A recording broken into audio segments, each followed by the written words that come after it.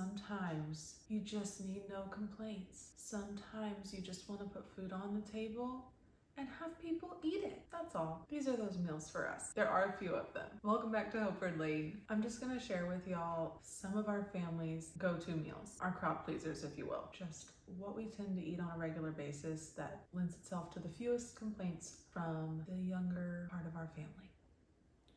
If you don't already know, we are a family of 5. It's my husband and I with 3 kids, ages 7, 4, and 1. I find myself constantly looking elsewhere to find ideas for new things we could make or something different to try, or there must be something better or some other way to find something that we're not tired of eating, at least my husband and I. However, I am constantly disappointed in what I can find. It seems like there's very few family-friendly, gluten and dairy-free ideas you can find on the internet. Most of the time I resorted to taking a regular meal and adapting it to be gluten and dairy-free, which is fine and great. I can do that. But sometimes I just wanted an idea. Yeah, every time I look, for the most part, if I do find something that is already gluten and dairy friendly, then it's usually some gourmet, beautifully plated meal that I would love to eat, but I don't have the bandwidth to create it right now, and my kids won't touch it. Not to mention the cost of most of those things. The fact is that I have a budget I have to stick with. Honestly, probably too many parameters that I'm trying to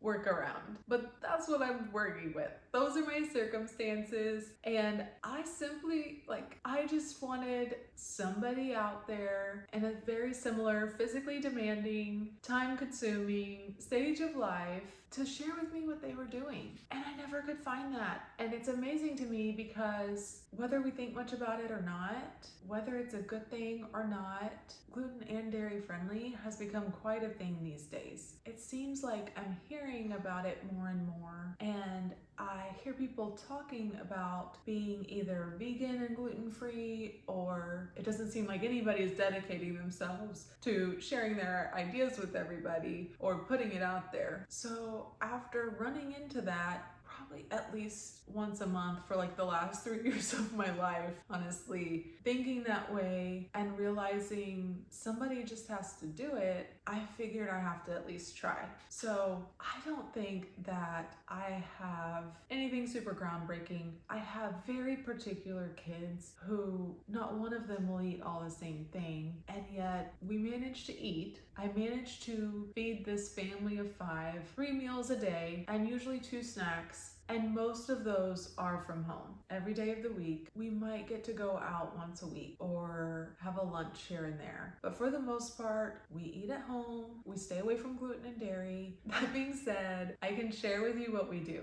I'm not going to claim that it's anything super special or fancy. I'm simply sharing with you what's working for us right now. I'm gonna go over a few of these meals, mainly dinners, is what I'm focusing on here, that my family complains about the least. I'm not gonna say they never complain about it, but it's the fewest complaints from the fewest amount of people at one time. I'll have to make separate videos for quick dinners and kid-friendly specific dinners or breakfasts or snacks. For now, these are just my family's top go-to crowd pleaser meals that we eat on an all too regular basis. So here they are. In no particular order, this is just what came to my brain when it came to my brain. Breakfast for dinner, always a win. This has so many interpretations, but breakfast for dinner is always a win, unless I decided to make broccoli only for breakfast. But you get the idea. Usually for us, I make breakfast for dinner on Tuesdays and I make a batch of muffins. So that's when our double batch of muffins is made, and then I put the rest of the muffins in the freezer for us to eat for actual breakfast for however long they last us. I don't do that every week, but I do that probably at least 2 weeks a month so that we have plenty of muffins in order to have muffins for breakfast at least once a week throughout the month. With the muffins for breakfast for dinner, we will usually serve eggs and bacon and sometimes eggs and sausage, just depending on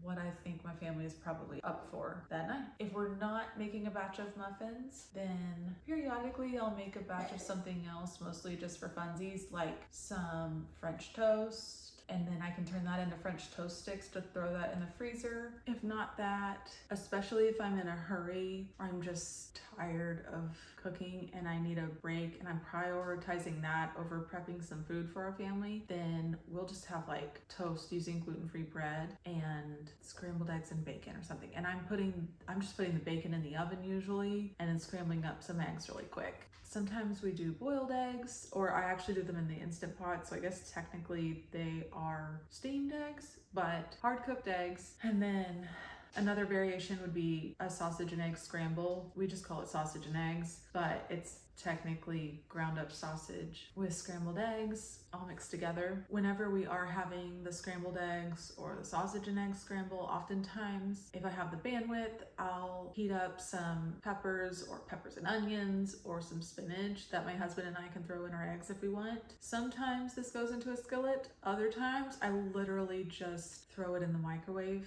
and cook it till it's thawed out or to the consistency that we want. Oh, and then another popular dish is, what do I call this? What I call a sweet potato hash. Anyways, I just dice some sweet potatoes and some apples up really small, and I roast those with some oil and a little bit of salt until they're soft and how we want them. Usually I put some diced onion in a skillet with the breakfast sausage. I brown that and then add the roasted sweet potato and roasted apple to the sausage and onion. And then I fry some eggs on the side. My kids are still learning to like fried eggs, but I have often made some scrambled eggs on the side as well. My 4-year-old is still learning to like that, and the baby will pick at it the different things that he wants. But everybody in the house pretty much likes scrambled eggs, so even if they don't want anything else, they can choose to just have scrambled eggs if they want, and that's totally fine. My husband and I also really enjoy, again, either some sauteed peppers or some sauteed spinach mixed into this. Avocado is really good on top, and I don't know why I'm going in such great detail on this meal, except that I didn't know how to even explain what it was or what to call it. So there's that. And then often when we're having breakfast, we have fruit with it. So fresh fruit is pretty much always an option for anyone to grab with any meal they want, but especially breakfast. Another popular meal is pizza, and we usually have that with something, often probably just some fruit or some salad, sometimes just the pizza, honestly. And the way we do that is with the Dia frozen pizzas most of the time. There are obviously many other ways to do it. That's what we've been doing. I'll just leave it at that. That's where we're at and what we've been doing. We've also ordered pizza out every once in a while. Mod Pizza, of course, is probably the most well-known place and the most readily available for everyone. And they probably have the best one too. They have gluten-free crust and a vegan cheese. I think it's vegan. It's definitely dairy-free. A dairy-free cheese alternative. They have just a flat rate for a pizza and you put whatever toppings you want on it. It's really good. Everybody can usually eat it and enjoy it. So that's a winner. Third meal is burgers with gluten-free buns and fries. I'm gonna go ahead and say with fries because that's what makes it my kid's favorite meal. Now sometimes with burgers, especially if I'm having them with gluten-free buns, then I'll go ahead and just make a veggie side or something because we've got plenty of carbs from the gluten-free buns and my kids can enjoy those if they want and not need more carbs on the side. But we've done all the variations. We've also done bunless burgers, and we did that for a long time where we would just have bunless burgers with fries on the side. We've had sweet potato fries and regular fries, but my oldest 7-year-old especially enjoys his burger with some veggies on it if he has a bun, whereas without the bun, he often would rather just not eat the burger at all. So we've started having buns more regularly, and my 4-year-old will sometimes eat at least a few bites of a burger if she has a bun and can make a whole sandwich like Big Brother. Our fourth popular meal around here is the General Tso's chicken from Aldi. Very specific, but that's honestly all I've tried. It's been a quick meal for us. All of my kids have decided they love it so much in one way or another that I'm going to try making a homemade version soon, but I haven't yet. So all I can tell you about is the General Tso's chicken from Aldi. They've had it for a long time now. It's a gluten-free chicken nugget with the General Tso's sauce on it. My 7-year-old loves it. He just has that chicken. My husband and I like veggies mixed in. And then my 4-year-old and the baby like the chicken plain without the General Tso's sauce on it. So they basically just have the nuggets, and Aldi does sell it like that, but since our family enjoys the sauce so much, I go ahead and just get it with the sauce and then leave some of the chicken plain for the little ones, and then the rest of us have the chicken with sauce on it, usually with some veggies mixed in, and my 7-year-old can choose to eat those or not. And then I serve it with rice, which the baby sometimes likes and the 4-year-old almost always eats. Okay, what are we on? Number 5? I think we're on number 5. Good old hot dogs. Yes, I mean, it has to make the list. It's a super typically kid-friendly thing, right? But I wouldn't say we have this all the time, and more often than not, we have this for lunch, like where it's mostly just the kids eating, like on a day when my husband's at work and there's leftovers for me to eat or not, maybe, but it's a meal. It's a meal. Believe it or not, it's a meal, and it's especially a meal when you need a quick thing. I can't tell you how many times I've just planned some hot dogs for us because it's a meal. Sometimes we have it with fancier hot dogs, like sometimes we have it with straight up sausage links or those beef, I can't think of the name, Teton Waters sausage links from Costco, but sometimes it's just straight up hot dogs. I often get the uncured Simple Truth brand ones from Kroger, but that's about as fancy as it gets. Every once in a while, we do get gluten-free hot dog buns, but honestly, most of my kids don't like those very much, and my husband and I don't really either because they're just too huge to eat. You can't eat it like a hot dog, so I'm not sure what the point is, except that you can enjoy some bread with it if you really want. If we have those, it's usually for a special occasion, and my kids often eat them plain on the side and then eat their sausage plain too, so I'm not sure it's really necessary. We've also had them, like if we're making chili dogs, then it's kind of yummy that way to be able to put the chili on top of the sausage and a bun, but even then, I'm just eating it with a fork and I'm cutting it up, and I have way more bread than I have sausage, so I need you can't really use it as a hot dog bun. We've enjoyed them sometimes, and my kids have even had just the sausage or hot dog cut up in some chili. My 7-year-old loves that, to just have a bowl of chili hot dogs. You've probably already seen a pattern of sausage. It's pretty popular around here. I can't say we skip out on it, and it ensures everybody in the house gets some protein. So I'm just rolling with it right now, trying to roll with it. With hot dogs, we'll often have fries, honestly, probably maybe chips. I mean, it depends on the meal and the occasion, especially if it was for lunch or outside, we might just do some chips. I might actually make some fruits and veggies. Again, it just depends on the meal. We used to have them almost every Sunday after church, and we would have them with tater tots or fries. My kids loved that. I guess we're on number 6. Now this can get real heavy on the substitutes, I guess, and maybe isn't super nutrient dense, but nachos. And not like some fancy sweet potato nachos with a cashew cream on top. Not that there's anything wrong with that or that you can't do it, but the way I got my kids to eat nachos is with some good old regular tortilla chips in a skillet with some ground meat on top that we mixed pico de gallo into, and some taco seasoning usually, I think, and then I put some vegan cheese substitute on top. Whatever was the cheapest at the time. Daya probably is the most mainstream that melts the best, but you've also got Chow. I've tried Kroger's store brand cheese, just the Simple Truth one,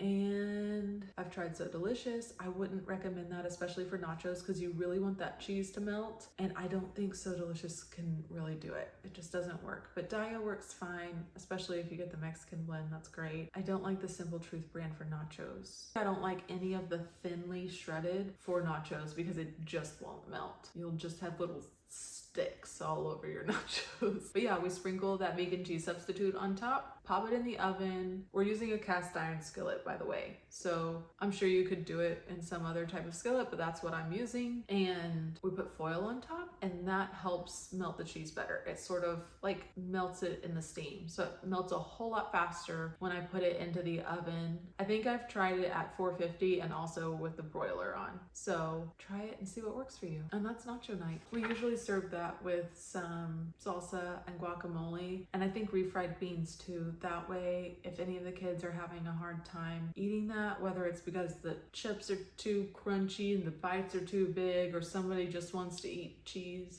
cheese that day, then they still have some protein and something to stick to their bones and something that they are more comfortable with. Sandwiches are always a winner. We would of course use gluten-free bread, and sometimes we either do no cheese at all or we have some vegan cheese substitute if we want it and can afford it, because that's a thing.